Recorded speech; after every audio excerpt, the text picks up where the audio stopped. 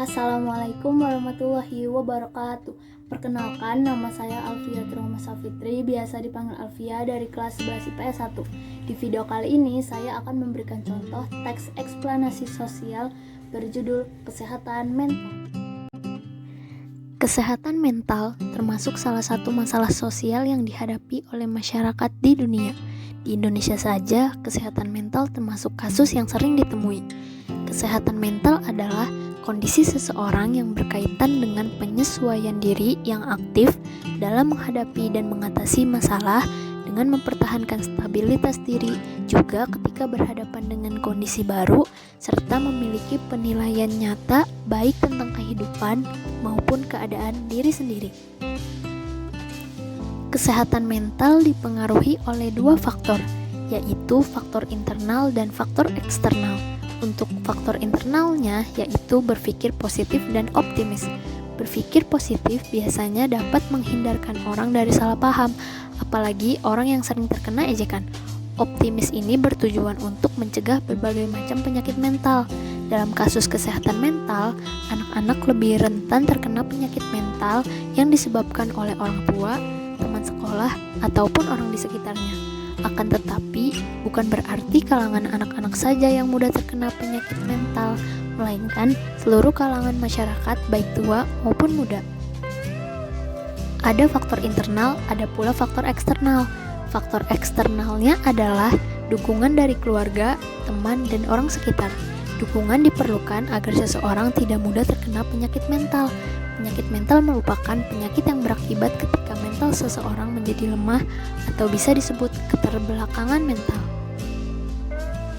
Karakteristik mental yang sehat yaitu: yang pertama, terhindar dari gangguan jiwa. Zakiyah Darajat mengemukakan perbedaan antara gangguan jiwa, neuros, dengan penyakit jiwa, psikos, yaitu neuros atau gangguan jiwa masih mengetahui dan merasakan kesukarannya. Sebaliknya, yang kena psikos tidak.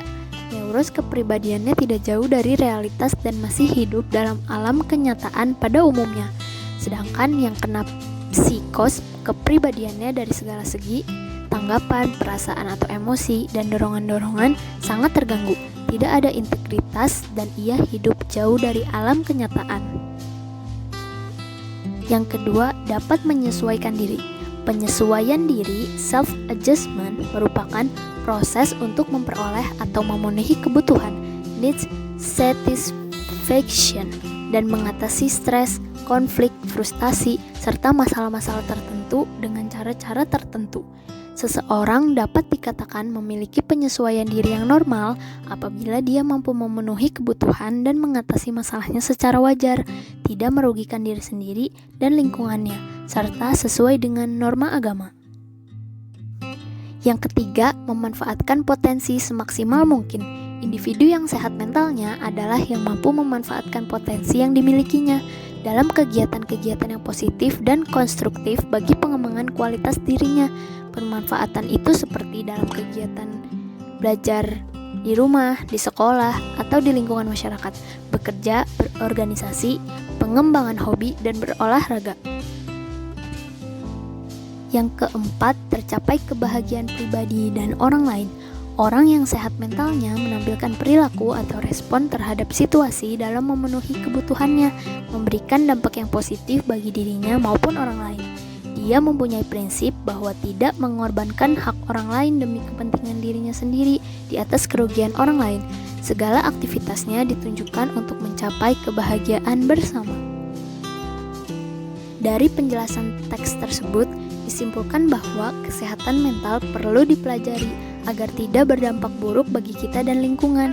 Seseorang yang dicurigai memiliki keterbelakangan mental, sebaiknya kita beri perhatian khusus, mengawalnya mendekatkan diri kepada Allah Subhanahu wa Ta'ala, dan ajaklah ke dokter spesialis psikologis.